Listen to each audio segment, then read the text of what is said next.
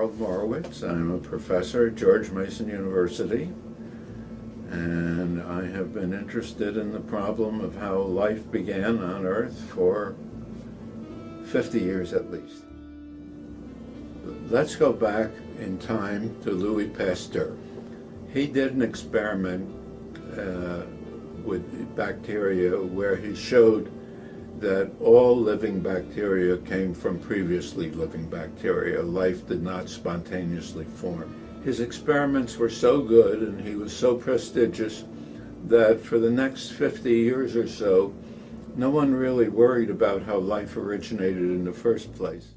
Then, in the 1920s, Haldane in England and Oparin in Russia, they said, well, there are ways that maybe that chemistry could come about spontaneously and we can begin thinking again about the origin of life.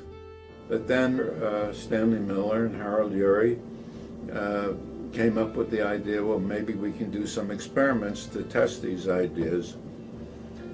And they set up laboratory equipment and so forth and began experimenting.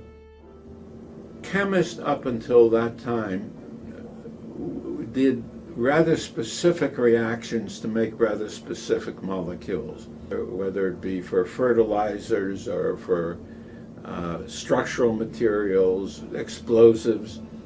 What Miller and Urey did was, if you want a random experiment, they put in simple molecules of only 4 to 6 atoms per molecule, and then they put in energy. What they showed is you made a lot of the fairly complex molecules like amino acids. The conditions they chose were not those on the early Earth where these molecules began to come together. But the point is, they showed that the chemistry was possible.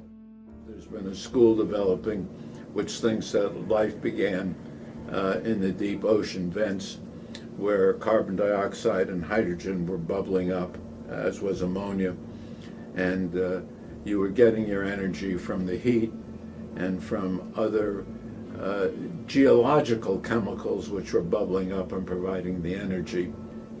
In the way we operate, we eat sugars and so forth, and we burn them up and we make energy.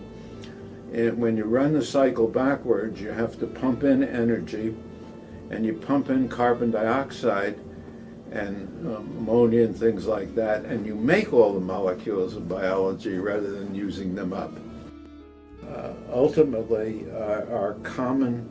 what's common to what we're all doing is it's part of asking the question who we are, where we come from, and where are we going.